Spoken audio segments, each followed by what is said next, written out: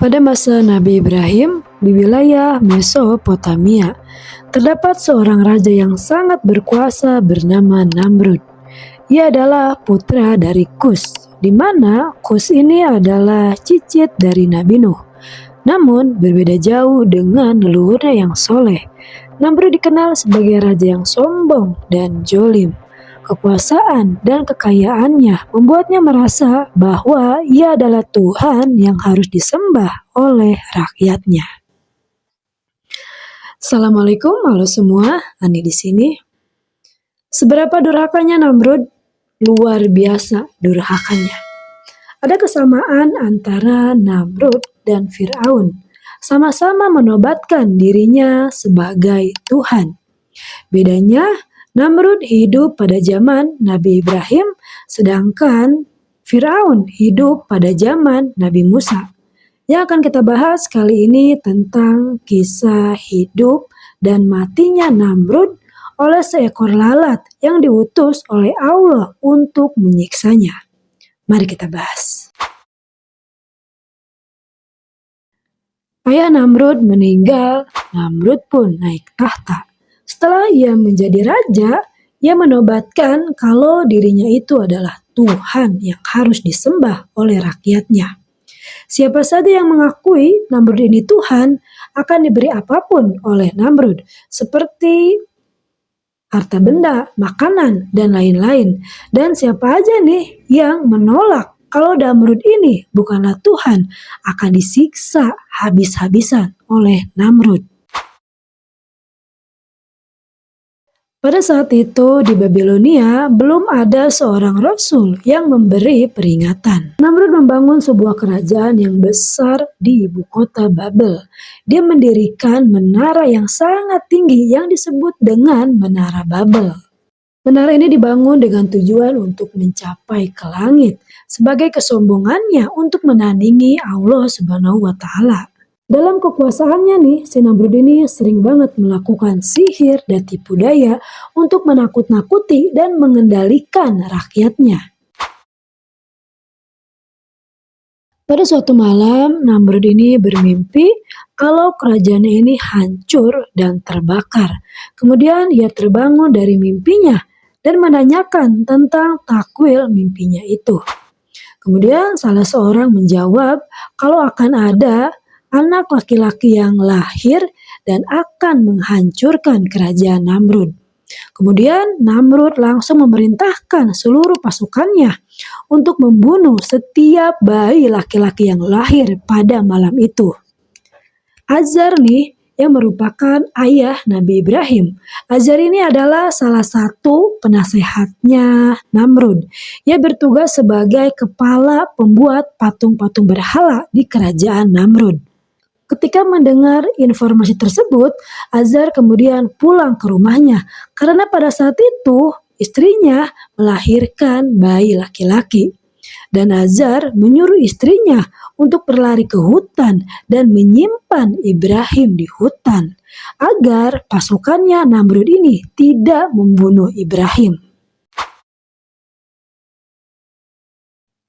Singkat cerita nih, sampai usia Namrud 70 tahun dan Nabi Ibrahim berusia 40 tahun dan telah menjadi Rasul. Berarti selama 30 tahun, Namrud ini menobatkan dirinya sebagai Tuhan, belum ada satu orang pun yang memberi peringatan kepada Namrud. Kemudian pada masa pemerintahan Namrud, Allah mengutus Nabi Ibrahim untuk memberikan peringatan kepada Namrud dan kaum-kaum Babilonia untuk beriman kepada Allah. Kemudian Nabi Ibrahim mendatangi kuil yang dijadikan tempat penyembahan patung-patung berhala. Di situ pun ada patungnya Namrud yang sangat besar sekali yang dibuat oleh ayahnya Nabi Ibrahim. Kemudian Nabi Ibrahim menghancurkan patung-patung dan mengingatkan kaum Babilonia kalau patung-patung ini bukanlah Tuhan yang harus disembah dan mengajak kaum Babilonia untuk beriman kepada Allah. Setelah patung-patung itu dihancurkan, kemudian salah satu penjaga kuil ini mengancam akan melaporkan Ibrahim kepada Tuhannya Namrud. Nabi Ibrahim pun berkata, "Tidak usah kau lapor kepada Namrud, saya yang akan mendatangi Namrud." Nah jadi nih, Namrud ini punya kebiasaan setiap pagi nih setelah dia mandi bersih rapi, dia akan duduk di singgasananya. Di singgasananya itu ada tirai yang sangat lebar sekali. Kemudian ketika tirai itu dibuka, orang-orang ini akan bersujud kepada Namrud, termasuk istri dan anaknya ikut bersujud kepada Namrud dan mengakui kalau Namrud itu adalah Tuhan. Nabi Ibrahim pun mendatangi Namrud ke istananya. Ketika melihat semua orang sujud kecuali Nabi Ibrahim berdiri, Namrud pun kaget. Selama 30 tahun dia menobatkan dirinya sebagai Tuhan. Tidak ada yang berani kecuali Nabi Ibrahim. Siapa orang ini? Kata Namrud. Berani-berani banget dia gak sujud kepada saya. Kemudian Nabi Ibrahim pun berkata, wahai Namrud, dari mana kau mengaku dirimu ini adalah Tuhan? Kamu ini sama seperti saya, manusia. Bahwa hanya Allah lah Tuhan yang dapat menghidupkan dan mematikan. Menghidupkan, mematikan, kata si Namrud dengan sombongnya. Aku pun bisa, lihat ini. Kemudian Namrud memerintahkan pengawalnya untuk menangkap 2 orang. Yang satu dibiarkan hidup dan pergi, dan satunya lagi dibunuh. Lihat, kata Namrud, aku bisa menghidupkan, bisa mematikan. Mungkin kata Nabi Ibrahim saat itu, apaan sih Namrud? Gaji? Nabi Ibrahim pun kemudian menantang lagi nih Namrud. Kalau memang kau Tuhan, pindahkan matahari yang di barat. Namrud pun terdiam karena tidak bisa menjawab tantangan yang diberikan oleh Nabi Ibrahim. Dia diam dan kesal sekali kepada Nabi Ibrahim. Kemudian Namrud memerintahkan para pengawalnya untuk menangkap dan memenjarakan Nabi Ibrahim. Setelah Nabi Ibrahim dipenjara, diadakanlah rapat bersama para pejabat di kerajaannya. Ini orang kalau dibunuh begitu aja, gak seru nih. Setelah rapat itu selesai, muncullah ide kalau Nabi Ibrahim akan dibunuh dengan cara dibakar. Disiapkanlah persiapan pembakaran Nabi Ibrahim dengan dana yang luar biasa. Dan apinya pun bukan sembarang api yang sangat tinggi. Yang sekitar tingginya itu 17,5 cm. Tujuannya ini agar orang-orang dari kejauhan bisa melihat proses pembakaran Nabi Ibrahim. Kemudian Nabi Ibrahim dikeluarkan dari penjara dan digiring ke tempat pembakaran. Di tempat pembakaran itu sudah banyak sekali orang-orang yang menyaksikan. Nabi Ibrahim pun dilemparkan ke dalam api. Nabi Ibrahim berdoa kepada Allah agar api ini menjadi dingin. Allah pun mengabulkan doa Nabi Ibrahim dan api pun berubah menjadi dingin. Si Namrud ini kaget gitu, kok gak ada teriakannya Ibrahim pada saat dilemparkan ke dalam api.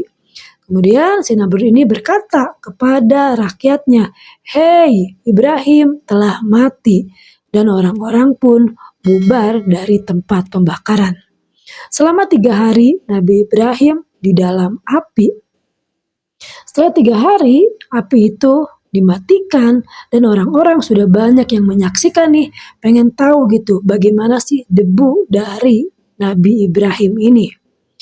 Kemudian setelah api padam, semua orang kaget melihat Nabi Ibrahim lagi duduk.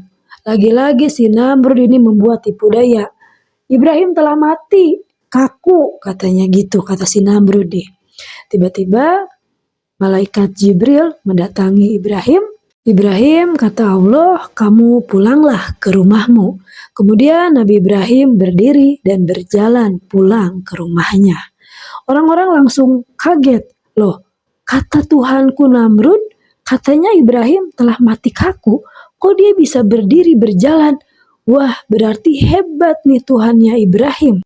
Dan saat itu banyak orang-orang yang beriman.